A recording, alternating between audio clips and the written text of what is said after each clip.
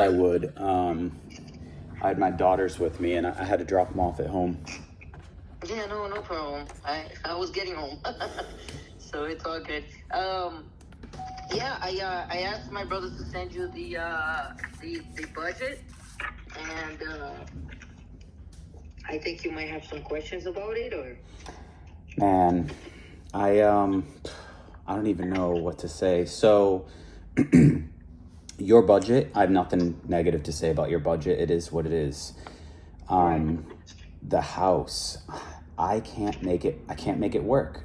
She wants 400 for the house. It's 293 to finish. And the ARV that she gave me, which my real estate agent friend comped it for me for just to help me out, said 650 was pushing it. So I'm at 693 just to make the house whole, and it's going to sell for 650. So I'm not sure how she's going to sell this house. Like, even if you bought it yourself, just the labor and labor hours and materials is going to get you over the ARV. right. So, and I'm not, I ran the numbers, Right. to be close to breaking even, I'd have to offer her 200, and it's my first deal. I don't want to insult anybody. Right. So I'm not sure what to do. It's business, right, David? Yeah. It's business, it's your money, it's your investment, and you're smart to do your homework, because most people believe other people. So, and you got to do your homework. You got to have your own, your own judgment and your own numbers ready, so you don't go into a bad deal. So, you're doing the right thing. And I agree. If they want 400, and my budget was less, but because of the government and all that stuff, that 39,500, 39 or 38, 39.5 is gone. It was, materials went up. This budget was was it February, or was like end of January? End of January. I have my brother here with me. Hi. And so, hi. Hey, how you doing? Good. Yes. So that the budget went up like 40 grand because of what's going on in the world. So, because I really can't take the hit for that the 15% or 10%. In a regular deal, this house, my budget would be at 400. You know what I mean? Mm-hmm. But because it's because it's investment, it's for flippers and all that, I put my numbers all the way down just to make it work.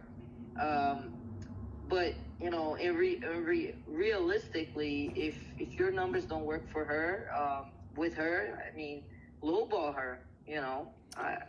Yeah. The only thing that threw me off is she told me you quoted her 160. Well, that was probably in the beginning, yeah. Oh, okay. That's like 1 year ago. She already put 100,000 into that property, because what I told you on that in the beginning of the conversation yesterday was basically what we were doing was basically taking. Did you see the pictures? I did. The greenhouse. It was like blue. Or blue, yeah. I have a blue light filter on my screen, so colors come out weird. Oh, no problem. So the only thing that we were gonna do is remain the first floor, as is, basically rehabbing the first floor, and then on the second floor we would put another second floor with the same layout but bigger, the same square, because it was half the house. And so when we did that, then we had the problem with the foundation. Then we started going with problems in the structure. So that has really changed, because now the city's saying, hey, this is not a rehab, this is a new construction. Yeah. And so you're getting a new construction, like when you sell the house, it's going to be a new construction. It's not going to say 1901 or 1950s or whatever. It's going to say 2025, built in 2025. So that really changes a lot because of the fee for the permits and for all the requirements for the city. So that price has changed completely because everything has to be energy efficient now. The entire house has to be energy efficient. Because it's a new construction. Because it's a new Right, construction. right. I understand for sure. We wouldn't have to. The installation would be different. We wouldn't have to do all the installation on the entire house. We wouldn't have to buy the windows that are with the U value exactly. 22 instead of 26. Everything changes. The whole scope changes because of the HERS rating. Because it has to be high efficient in energy wise. So, yeah. But David, do you think that I can try to negotiate for you, so you are in a better position if you are still interested. But I want to be real with you. I don't think she's gonna take 200 because she paid I think 200. I don't think she's gonna take 200. No. But she's gonna take a loss at somewhere unless she just holds it forever. Right. So if she does, if you send an offer out at like 300,000, I think she would accept it. That's the number I think that's realistic. You know what I mean? Because if you're gonna put in this investment, it would be to hold. Right. For at least 2 years, which is good for taxes. The problem is, I use a certain calculation for my funder, and I can't go less than 10%. Like a wiggle room at the end for profit, from the break even to the profit. The profit minimum is 10%. That number, that minimum, the highest I could offer is 194.5. Like I'm under 200. Right. So I feel like I want to talk to her. I'm gonna I don't even know what to say. I can't make her that offer. I don't want to be. That would be disrespectful. So I thought about writing her a letter explaining where I got my numbers, and just saying in the future, if she ends up deciding to let it go at a loss, this is the number that the most I can go. Otherwise, I'd be taking a hit too, as well as her. Right. 300 would be, I'd be upside down for sure. 100% upside down. Right. Yeah. No, I get it. I understand your position, and I'm glad that you do your homework. I just I like talking to her. I like that she seems like someone who's going to have a lot of opportunities in the future. So I don't want to mess that up. I'd like to hopefully, if something else happens, I think she got stuck with this one. I'm hoping that in the future, if she passes on something, maybe she'll hand it down. So I'd like to maintain that relationship. I don't even want to make the 200,000 offer. It's it's silly. No, and she's a good person. She's a really good person. Thais is an amazing person. She knows her numbers also. She understands your position. And if you really want to, be part of that process of flipping and doing that project specifically, you can do, owner finance, or you can, I know you said that you have somebody, your investor, private money, but I think they are willing to consider something like a 50-50 split or something, a different strategy. So, it might be worth it for you. I'm not sure. But I can't make that house 160. 160, I think it was in the beginning. It was really in the beginning. When I ran these numbers, the first thing I thought of is the only person who could buy this is you. You could buy this, and that's all I could think of is it belongs to you. David, let me tell you this. My first flip was in Leominster. My first flip 10 years ago was in Leominster, and I kept, I kept that property. It was a great flip. I made a little bit of money, but it was a bad town to deal with. So I had that experience, and I take the experience from it. You know what I mean? But that house, when it went on the market, there was about 10 people. I have wholesalers, I have realtors that send me stuff, and they send me all the same house, that same house. And I said, no, I don't want to buy this house. I don't want to buy this house. And then all of a sudden, Thais called me and said, I bought the house in Leominster. I was like, oh my God. Oh. So then I basically I said, okay, well, we could do the rehab. But once that happened, like all the other stuff happened, I was like, oh my goodness, this is it. I mean, I would buy it at 200. Also, that's my number. That would be my number, David. Yeah. I wouldn't buy it for more than. But I understand that they already put a 100,000 into it. Because I did the work. But that was it. Just came off. The project just went off sideways because of the foundation issue. Yeah. And so, I wonder who the inspector was. That's what I'm curious about. Who inspected the house before Thais purchased it? They don't do inspections. Oh, they didn't. They didn't do the inspections. No, like a home inspector. No, they don't use a home inspector. And basically, they thought, $200,000 for a 2-family, that's a great deal. Yeah. But things go off sideways, and I think they have bigger projects going on, and that's why they want to just move forward. But Wow. I understand their side of things. But I really I can't take a hit. Yeah. Well, and they already offered the house to me, and I wouldn't. I would only do a partnership. I would do a partnership so then I can make money. But at the same time, I have other projects going on. I got other investments going on at the same time. So I'm not really interested in that property. what is it about Leominster that you said earlier you had a really hard time with Leominster? Was it like the building inspector? No, it was just the experience itself. I mean, it's a different culture there. Different type of buyers. You're selling to a different type of buyer. In Worcester, you're getting different nationalities. Also, Leominster too, but Worcester, it's easier to sell a house, instead of Leominster. But people are going to Leominster now.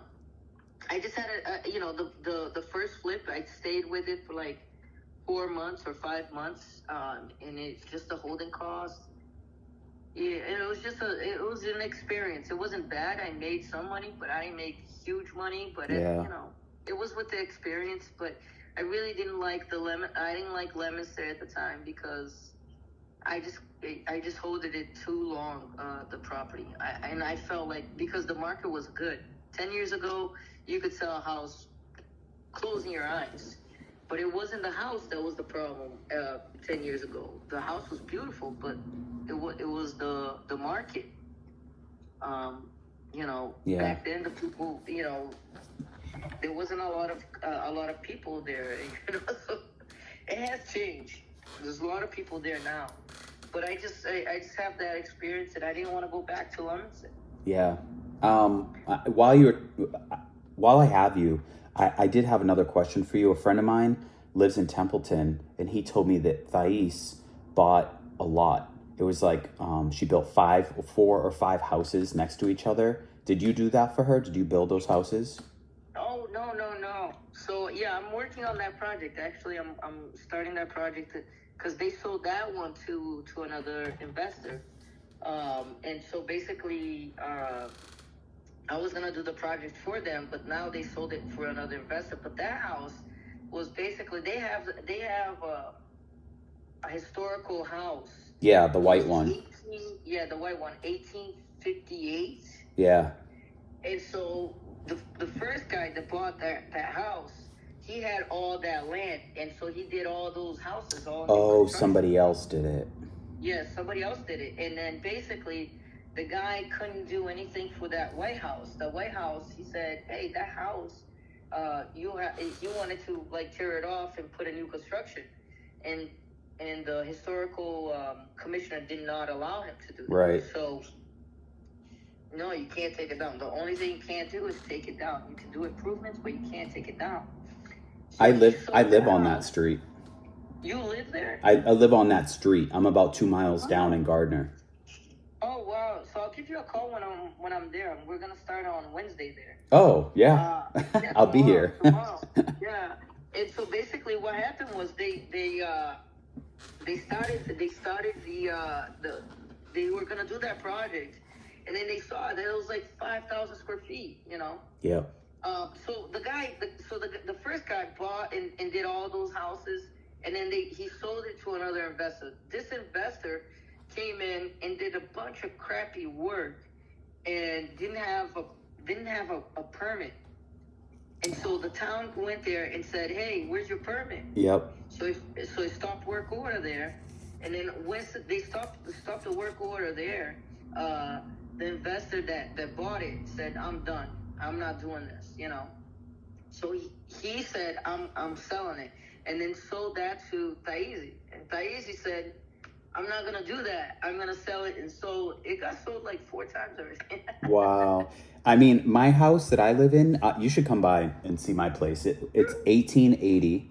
It's 4,600 square feet. We split it into a 2-family, and my brother and his family lives upstairs.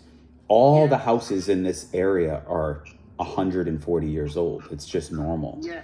But Yeah. not all of us are on the commission, the historical society list.